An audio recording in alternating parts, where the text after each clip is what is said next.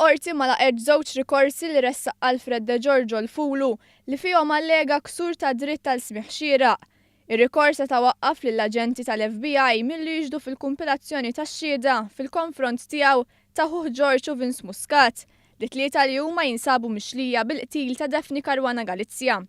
L-imħallef Lorraine Schambri Orland sostniet li ma kien hemm xejn fit-talba li se twassal lill-qorti milli tikkonkludi li kien hemm riskju imminenti li l-investigaturi ma kinux se jiġdu dwar l-informazzjoni li ġabru u jagħtu l-konklużjonijiet jew il-valutazzjonijiet tagħhom.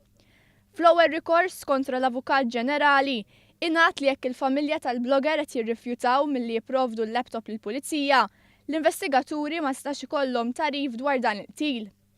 Insista li l-laptop jista' jkun li fih tarif sensittiv dwar terzi persuni li huma responsabbli għal qtil tal-blogger.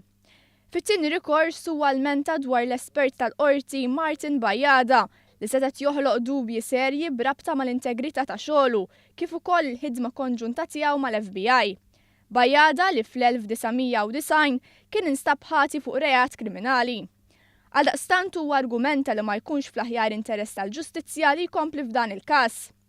Fid-dawl ta' dan kollu l-imħallef Lorraine Schambri Orland iddeskrivit dan l-attentat minn De Giorgio bħala wieħed ta' mingħajr għan jew valur u bażat fuq argument imġebbed u sostniet li l-qorti ma tistax tboġġi l-karru qabel iż-żiemel abbażi ta' sempliċi suppożizzjonijiet imresqa minn De Giorgio.